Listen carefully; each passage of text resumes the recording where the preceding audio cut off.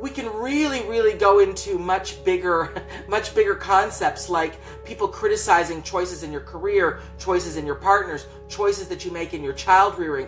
I mean, and we need to be open to hearing the counsel of other people, but not to the level where we don't have a sense of who we are. And if we have a solid value system, we are much more likely to be able to stave off the self-doubt gremlins that love to attack our mind.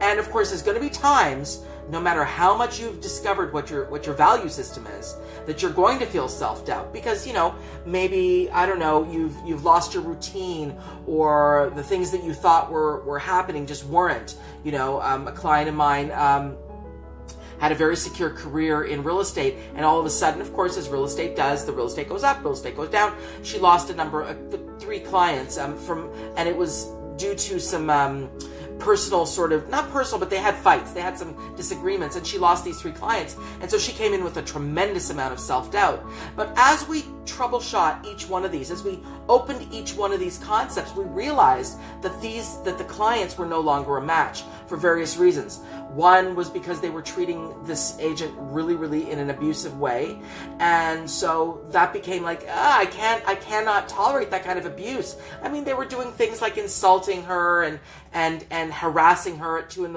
and stuff that just you can't tolerate. So you didn't lose the client because you were a bad agent. You lost the client because you decided to stand your ground. And when you stand your ground, some people don't like it.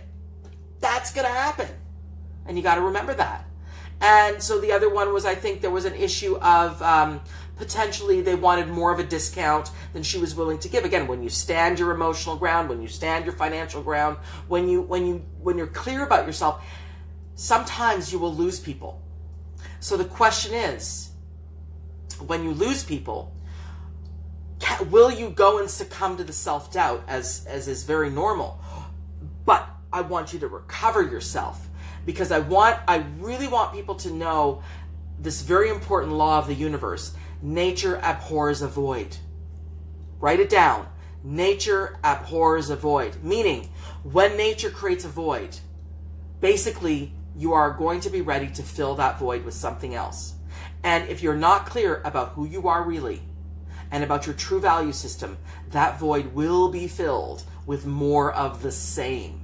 So get clear about what you want to fill the void with. So when people leave you, when clients leave you, when situations go, trust that that void is there for a reason, for you to fill it with more of what you truly